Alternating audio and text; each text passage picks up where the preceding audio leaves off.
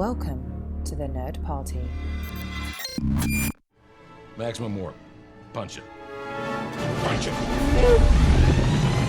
Punch it, Bishop! Punch it. Punch that shit! Let's punch it.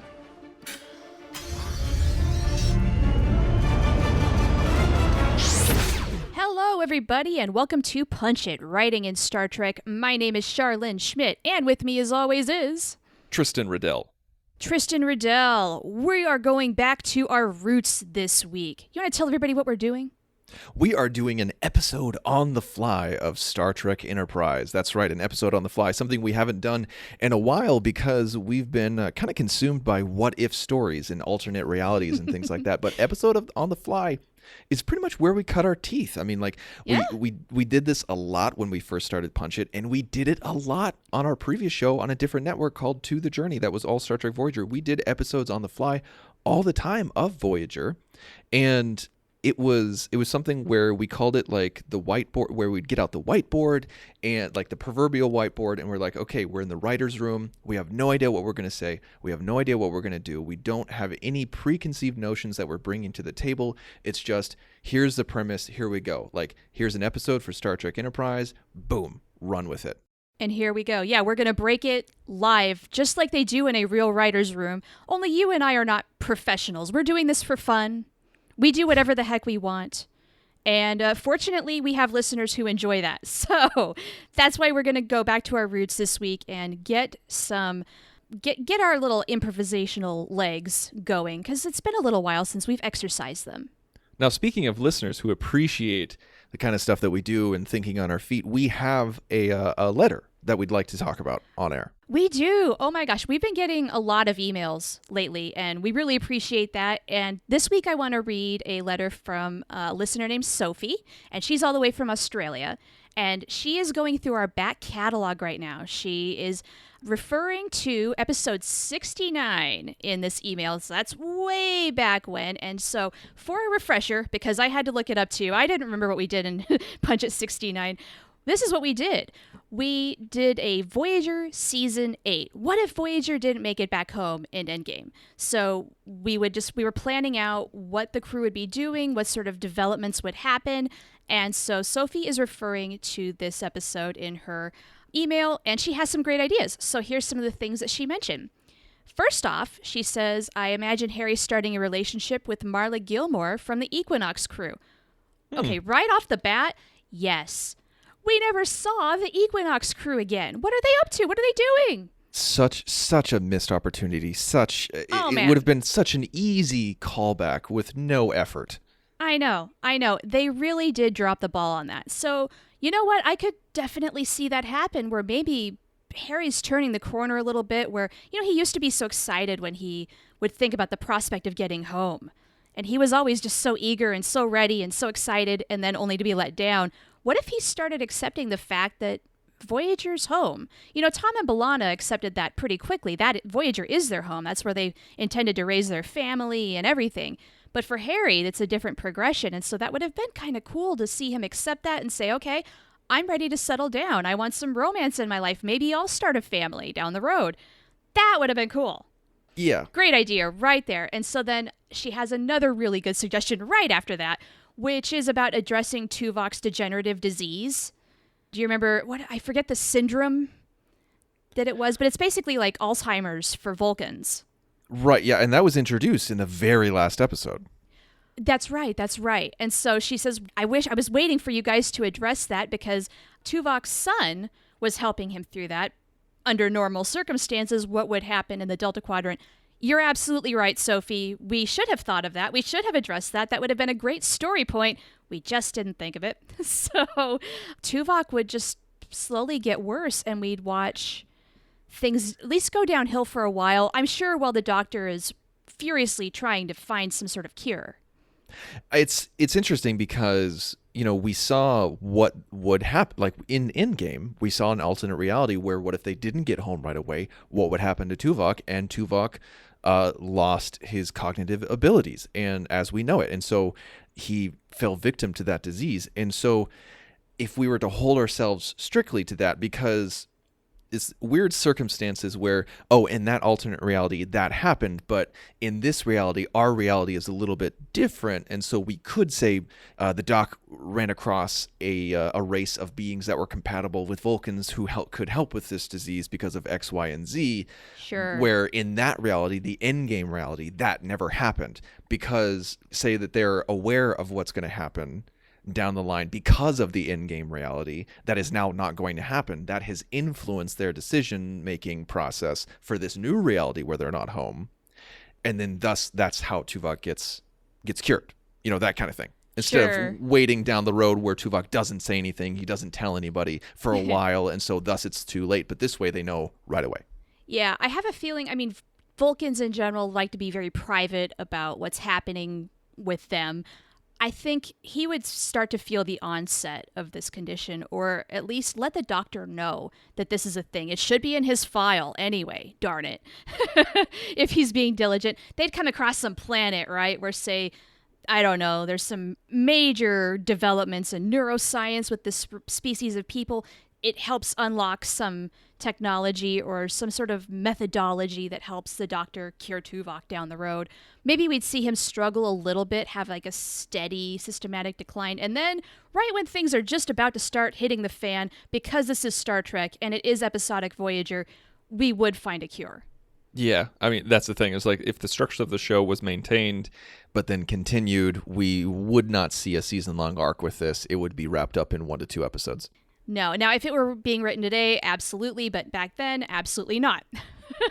Okay, so one more final point from Sophie's email. And this is a big one. This is a big complaint a lot of us have.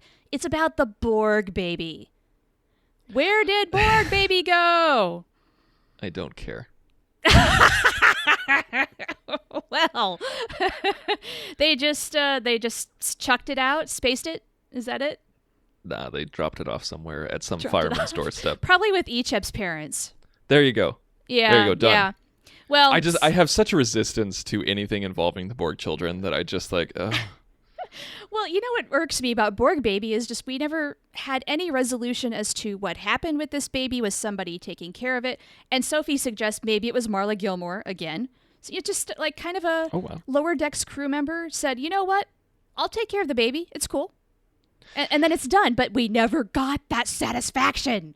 It was weird, like how big of a plot hole that was, because there's a lot of times that, like, do you call it a plot hole or just, can you, kind of mold that definition to something else where like, it just wasn't addressed, like, because it wasn't key to the plot, like you could just say like, oh, they found a home for it, just like they did with the other Borg children. You could say that, you could think that, and obviously that's the mental leap you have to take. Sure. It's kind of like in The Dark Knight Rises. This is one I always go to where I don't say I don't think it's a plot hole at all, and I've actually argued this online, where when he gets out of the prison and then he winds up in Gotham a little bit later, people are like, how did he go halfway across the world with no money and no nothing? And I'm like, it's because he's Batman, it's because he's Batman.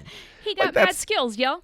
That's the only reason you need. And so with Voyager, even though this is weird that they didn't address it, because even just like a passing comment of like, oh, thank goodness we found a home for these children as well as the baby. It's weird that didn't happen, but at the same time, you can just make that mental leap of they found its home just like everybody else.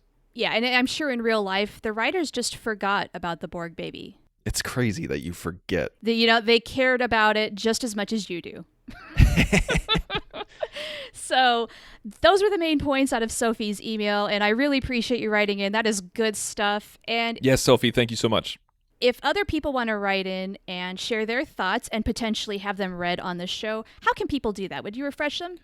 What they can do is go to thenerdparty.com/contact and select Punch It from the drop-down menu. That'll send us an email. You fill out the form. It'll come right to our doorsteps. You can also find us on social media. We're all over the place. Instagram, Facebook, Twitter. Our show Twitter is Join Nerd Party. And you can find me personally on Twitter at The Insane Robin. And you can find me at Oh the Profanity.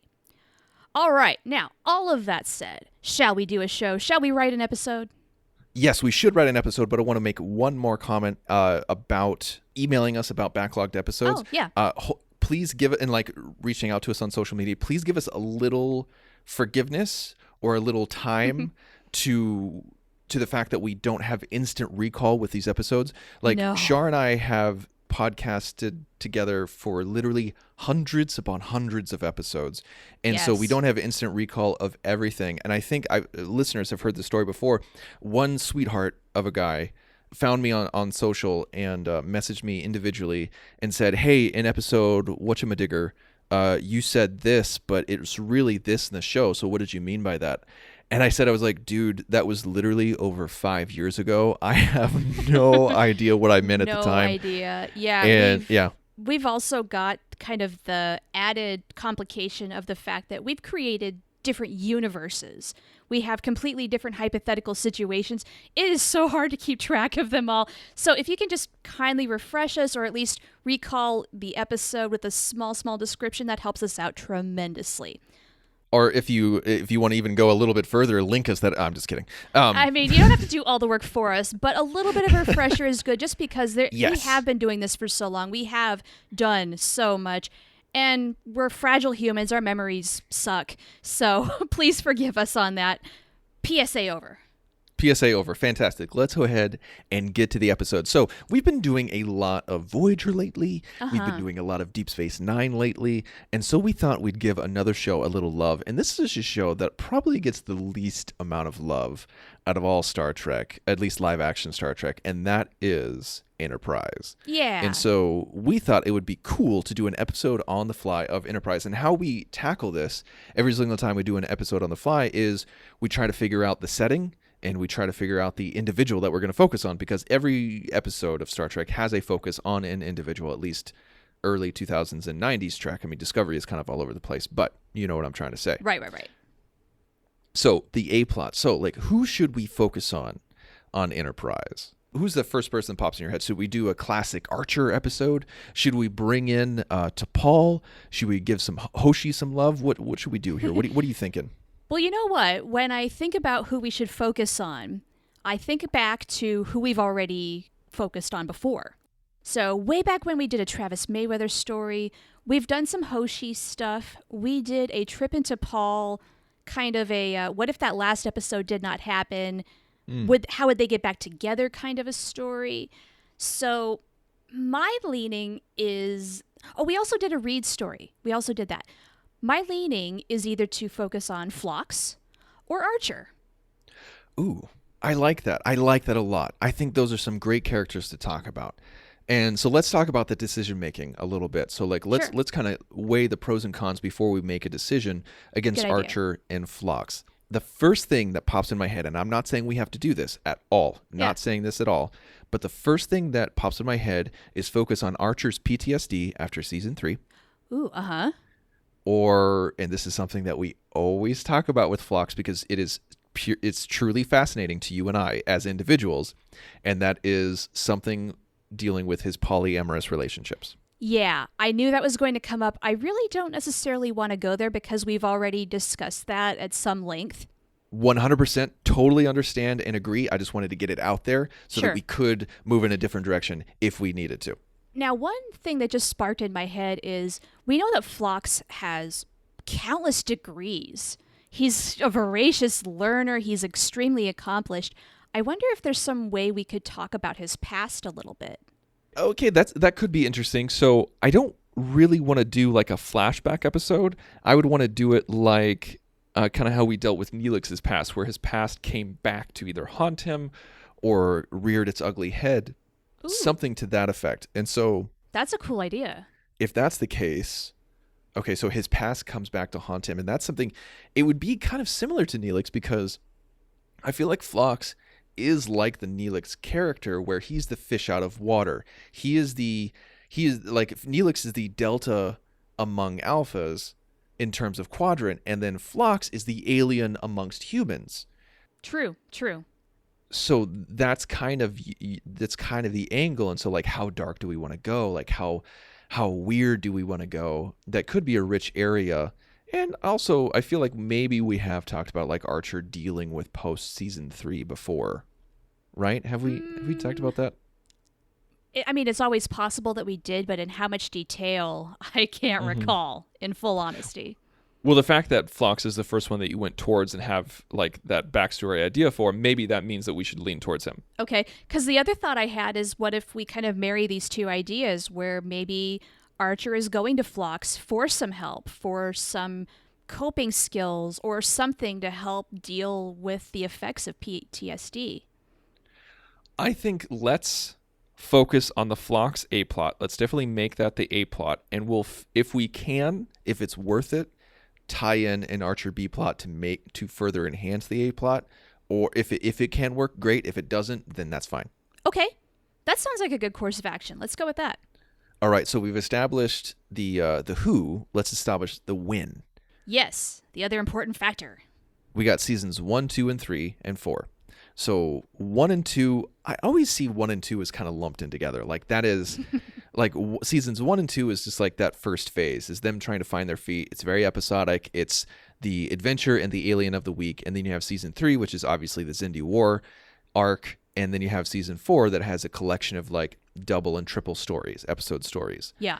This one, if we want to tie in Archer, this would have to be a season 4 episode. So Phlox is well established with the Enterprise crew. People know him, people love him, so he's less the fish out of water. But maybe that could lend itself to a story where he is established with the Enterprise crew and he has a rhythm, but something comes up that kind of disjoints that rhythm, that corrupts it, that maybe alters it, or like the crew's view of him is changed because of this.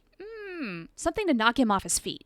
Yes, something like that, because I think maybe it's a misunderstanding. Maybe it is truly something in his past that he's not proud of. That's something that he's ashamed of, because there isn't really any of that with Phlox. Like Phlox is an interesting, complex character, but at the same time, it's pretty much just been an upward trajectory of how the crew views him. Like he's the weird alien at first. And then he slowly becomes a competent doctor. Well, I mean, not slowly becomes a competent doctor, but they view him as a competent doctor. Yes. And then he becomes a trusted colleague, and then he becomes friend. It's just like, boom, that's how it is with him. So we need a stumbling block. I think that would be very interesting drama there. Yeah. Okay, so if we want to go the route where maybe his past is coming back to haunt him, what could be that thing? Like what sort of thing would Phlox do? How would he go wrong?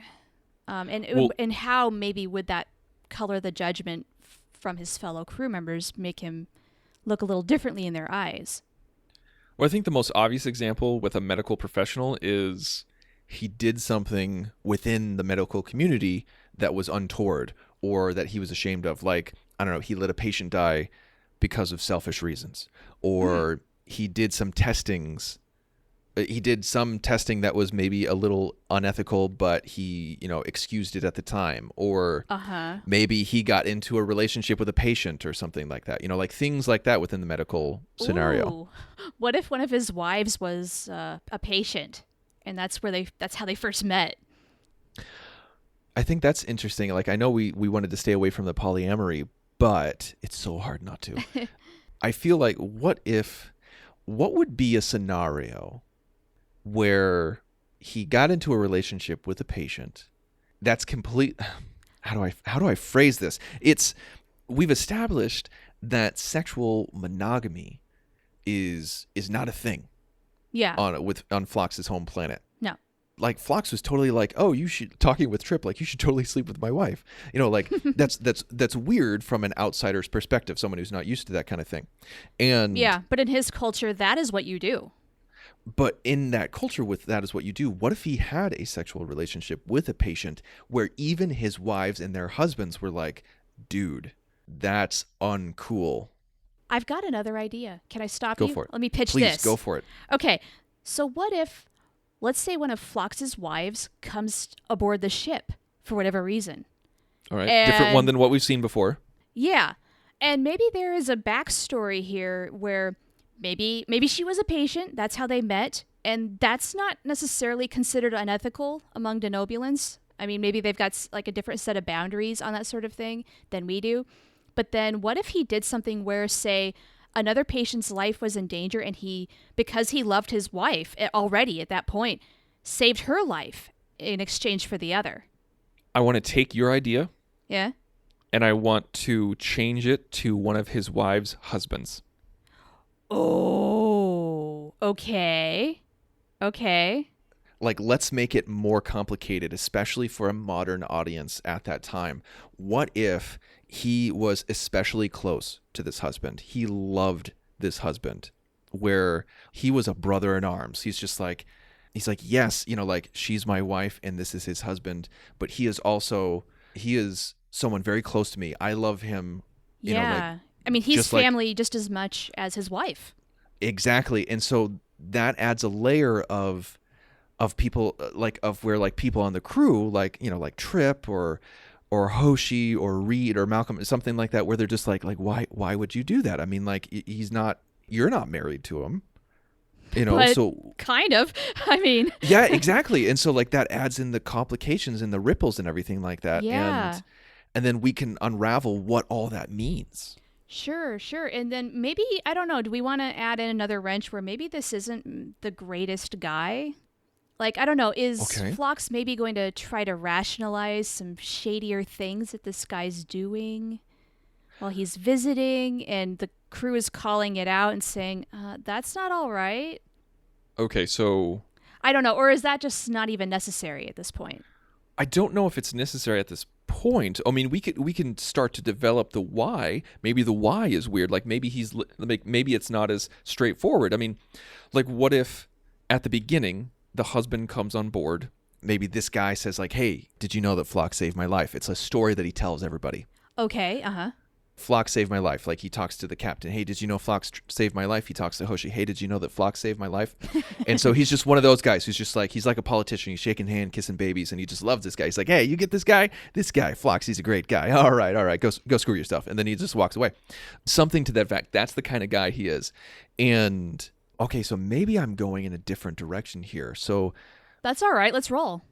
he does that, and because he says that because in a letter we know that Phlox is quite close with some of his wife's husband. That doesn't mean that he is close with every single husband. No. And so what if this is a husband that he doesn't particularly like, but he doesn't like to admit it, but he did save his life because of the family connection, but he had some trepidation because maybe he got himself into a situation that was untoward or inappropriate, and by Phlox doing what he did, he covered it up. Ooh, okay. So on the outside, this guy is really friendly. People just instantly fall in love with him. He's got that magnetism, that charisma. But at the heart of it all, there is a deep, dark secret between these two. And so when it comes out, it's going to change everything. I feel like I might be going down a path of Wix, Yeah. from Voyager. I think we need to make sure Maybe. that we don't do that. I think we need to shy away from, like, Wix being a narcotics dealer and dragging Neelix into it. I think with this one, it really needs to stay in the past, and Phlox is really just worried about his reputation and the view of his crew. Right. I really Or feel like yeah. the moral of this story already is that whatever happened, Phlox learned from it. He became a changed man. He would never do it again. And there's this thing of, hey, learn from your mistakes. Everybody makes mistakes, even wonderful people like Phlox. And he's drastically ashamed of it for a reason. So I say that this guy is a shady business dealer. He's someone who travels intergalactically, And he's constantly moving around, and he's trying to expand his business empire. But the thing is, he's in league with, like, mobsters and gangsters and shady business dealings. And he just, whatever it takes, it doesn't matter how many handshakes he makes with the wrong people, whatever it takes to get more money in his pocket or expand his empire of influence, he'll do it. And maybe one time he got shot. He got shot by a particular type of disruptor. And Phlox, being young, naive, and just worried about his family, about his wife and his kids and everything like that, and their kids that they share, he covered up the evidence by healing him and maybe falsified a report saying it couldn't have been this guy because the disruptor that was used on him was a different type of disruptor. Ooh, I like it. Falsifying a report would be a huge thing that would weigh on Phlox's conscience. As a respected doctor, as a professional, that is not something he would do. But in his younger, less wise years, I could see him doing that. And then, I don't know, were there any ramifications? Or did it work and he's just had to be haunted by the secret? I think, that's interesting. Yeah. Because, okay, what if another situation comes up on Enterprise that brings out all these feelings? And while Phlox has learned, and he would never do something like that again, his friend here has not learned. Why can't you just cover up for me again? I'll make it worth your while. Yeah. Like, I think it's got to be something like that, where like that's kind of where my head was going too, where Okay. like this husband comes on board and maybe Enterprise is meeting with a certain delegation, and this guy has had dealings with them before, and so he says he's like, I can totally advise you on how to work with them and how to get what you need or how to expand relations. And while they're going through official channels, while Enterprise is going through official channels, he's going through unofficial channels. Okay. And Phlox finds out, and he's like, listen, I'm not going to cover this up for you again. Like, you're going to get the Enterprise in trouble. You're going to get these humans in trouble, and I can't let that happen. Yeah. Enterprise has definitely got to get caught in the middle and be in some sort of jeopardy. What if he's getting some sort of contraband? Like, he's going to smuggle it on Enterprise or something. We're going down Wix territory again. I know. Well, it's so tough. We really are making a serious parallel here. Mm-hmm. But I think we've kind of put ourselves in that corner. Do we live with it or do we change it? I think let's make it broader. Let's make it bigger. So it's not just contraband. It's not drugs. It's not weapons. It's something big. This is something about a formal connections with an alien world, something diplomatic, something about trade routes, something about a treaty, whether it's a peace treaty or, I don't know, something like an accords, something big where this business dealer is so influential that that's why they asked him to be involved. And I say he completely screws up the talks. He completely screws up a formal alliance or a formal meeting between Starfleet and this world. And so that's where Phlox is even more flummoxed and disappointed and angry, and where he gets some of the heat because maybe he inadvertently recommends his husband, where this husband, where like Archer says like they've had some dealings. What's Phlox race again? Denobulans. I couldn't think of that for some reason. Archer goes to Phlox and says like, hey, the so-and-sos, I've checked the records and they've had some interactions with the Denobulans. What can you tell me? He's like, well, I can't really tell anything personally. I know that my third wife, her husband, her second husband has dealt with the so-and-sos. And he's like, oh, well, like, let's talk with him. And Phlox is like, I don't know. He's just a friend. He says like, I can't vouch for him. And like maybe Archer pushes it a little bit and like kind of, it says like, hey, this is the best we got. So why don't you talk to him? Right. And Phlox is like, we want any help we can get, Phlox. So I'm going to take you up on this. And so then kind of Phlox is, this whole visit, he's just doing it with gritted teeth. Instead of it being, oh, hey, buddy, so good to see you. Because there's this little blip in their past that he knows is probably going to come out at some point. Yeah, I like that. And so this Denobulan, the husband, is still holding on to this capitalistic viewpoint of society, where maybe there is like a kind of duality to Denobula, where they, they have this socialist or communist society, whatever you want to call it, something completely different that we have never thought of, so that there's no weirdness from the audience.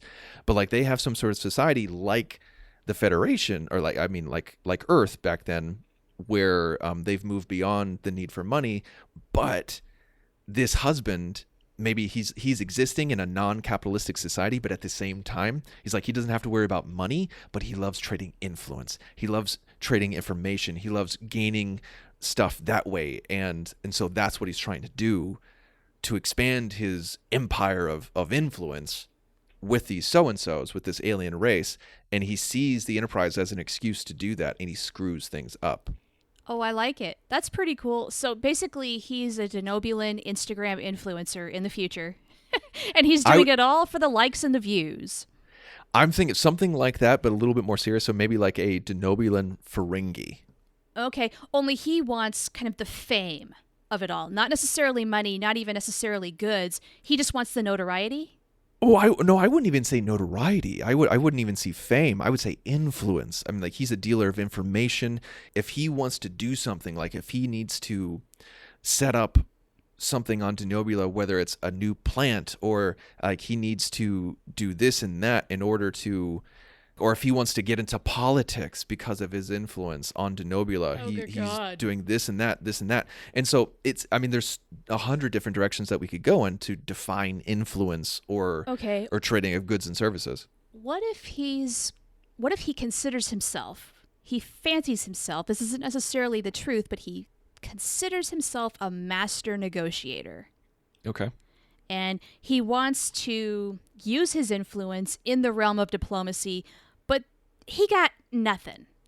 On the outside, he looks really good, like he has got any kind of situation, but at the heart of it all, he doesn't have the skills. He's not quite good enough.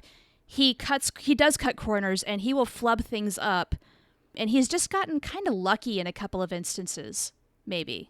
I like that.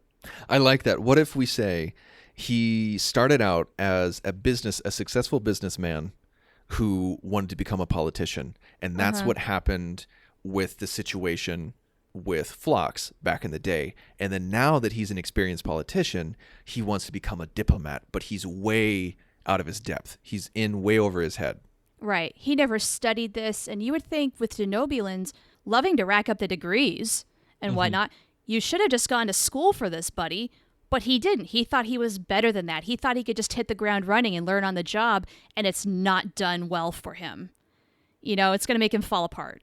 I want it to be a little bit more devious. I want it to be Sure. I don't want it to be just because he's inept. I want it to be he's inept, like he is overconfident but also a little crooked. Yeah, exactly. He makes up for his lack of experience by basically doing whatever he has to get the job done. So what do we establish? Like, we need to establish, I say, like, back in the day, in order to become a politician or win something, he got in league with some gangsters, got shot, and then, Phlox covered it up. And then in this one, to establish, like, the Enterprise is trying to open formal talks and negotiations with this alien race in order, I don't know, whether it's passage through space, maybe? Patches through their space to explore? Maybe to explore their space so they can make star charts and what have you, or just even to get to know their culture. Yeah, something like that. Like, they just want to open up relations saying, like, we're Starfleet, we're humans, this is where we're from, we'd love to learn more about you. It's just basically all the good intentions. And the husband is like, yes, that's great. And so I'll you can meet with these diplomats, you can meet with these government officials, and he's on the side is meeting with the underbelly. Yeah, okay. In order to further his whatever his goals are back on Denobula. Yeah. And he uses the Enterprise's resources to make that happen. Oh, I like it, because that's not kosher. So maybe he uses the transporter, maybe he uses the library, the communication system, something to tie Enterprise back to it so that the real government officials can go to Archer and say, what the hell? Your transporter was used at 8 p.m. last night, and with these shady guys, what kind of racket are you running? We can't deal with you. Like, we can't trust you. Right. Oh, I like it. I have a feeling Hoshi is going to intercept some coded transmissions, bring that to Archer, and then right in the middle of that conversation, they get a hail, and this new race of people, they said, we're missing this, and this, and all what, and we detected it's in the cargo bay of your ship. What the hell? So then, lo and behold, upon inspection, here it is. What's going on? How did it get there? What are we doing? And then we've got a situation on our hands. I think what we should try to do is have Phlox not cover it up, but try to deal with it himself. Yes. And then fail spectacularly. Yep. I love it. Where the husband is going to say, hey, help me cover this up. We'll get away with it if you just help me. I just need some manpower. I can do all the other steps. It's going to be fine, but I need you to help me with this. And Phlox just, no, I can't. Yeah. But what we're going to do is we're going to try and do some damage control. Right, and then maybe he says like, okay, we'll go tomorrow. I'll confess to Archer first thing in the morning, and we'll go from there. And Phlox is like, okay, fine, you have until tomorrow. And then that's when the husband like tries to do his dirty dealings that night. Yeah. And that's when Archer can come back and say, you should have told me immediately. And like Phlox is like, I was going to tell you in the morning, like he made me promise. And then like Archer starts doing his yelly thing, and maybe Phlox starts to yell back and says like, listen, this wasn't even my idea. I didn't even want him here. You're the one who wanted him here. Yeah. And here's why. Yeah, and so they kind of go back I love and forth. It. So it gets nice and complicated. We're airing out some dirty laundry because the husband is going to say, well, you know what? Your dear doctor over here is not quite the person you think he is. Right, absolutely. And I think it's a really fun piece to play with because it adds complications. And there was this moment I think it's in the TNG episode Pegasus, where Riker's not telling Jean-Luc something. He's not telling him about the cloaking device or the situation. And Right. Jean-Luc he says he's an admiral, I'm a captain, so you have to do what he says. But if you put the ship in danger for one moment, I'm going to seriously reevaluate the command structure of this ship. Right. And this is Riker we're talking about. This is Riker. And so the audience is just like, just like, Right. oh, what is Collective going gasp. on? And so I want to kind of have a moment like that where Archer says, like, you do something like this again, you don't come to me immediately. The medical needs, like, of the ship, like we might need a new doctor on the ship, something like that. Like maybe this is the end of your journey with us. And Phlox, instead of feeling hurt, maybe he gets angry. I don't know. No, I really think Phlox might feel sad. And maybe I'm not hurt, but just I can't believe I let myself even go this far. I should have known better. But it kind of goes to show just how even somebody like Phlox, he can make mistakes. He's still learning. He is still a flawed, not human being, but a being. Yeah. And we're always changing and learning. And this is a hard lesson for him. And I have a feeling he might be apologizing profusely to Archer, saying, look, I know this does not look good. I did make a mistake. And if I am off the ship, that is your decision to make.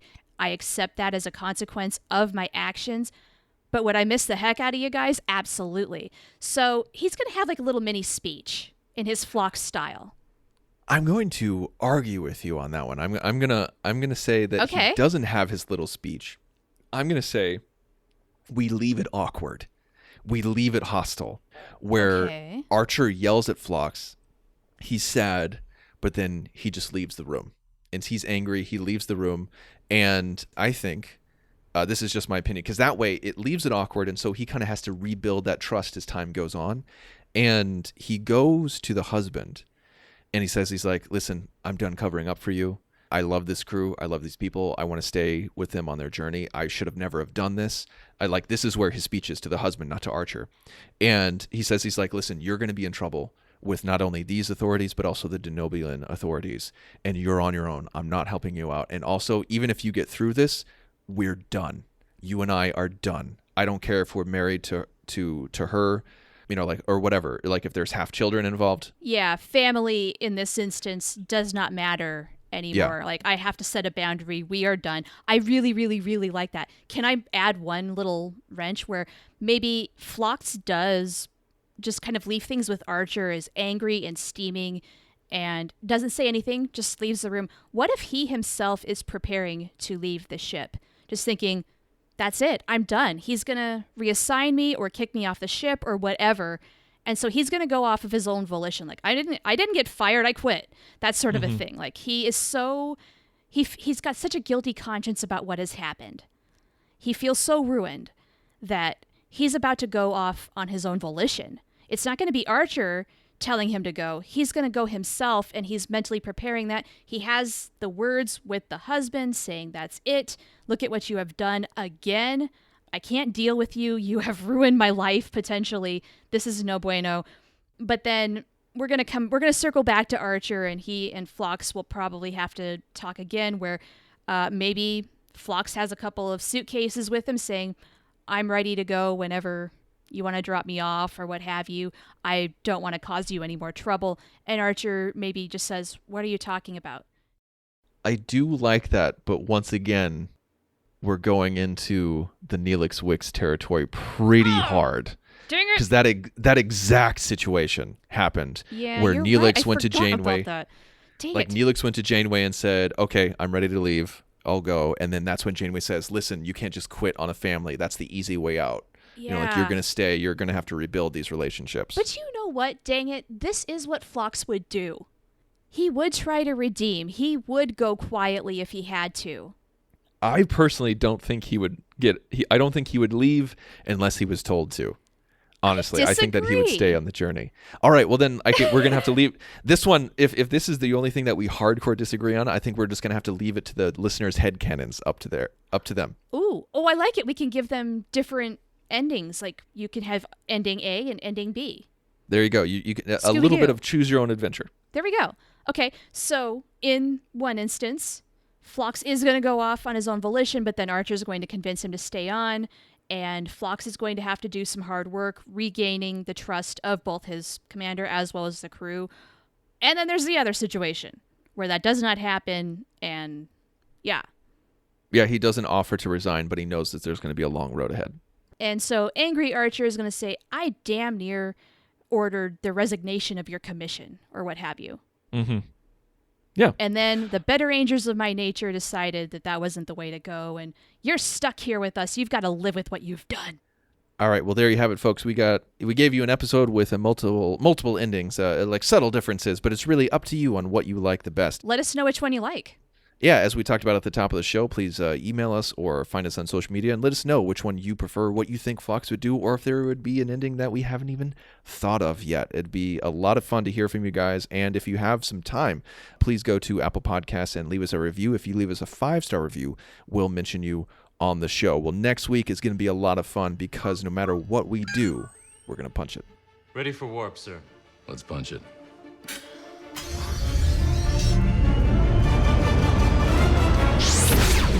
Join the revolution. Join the Nerd Party.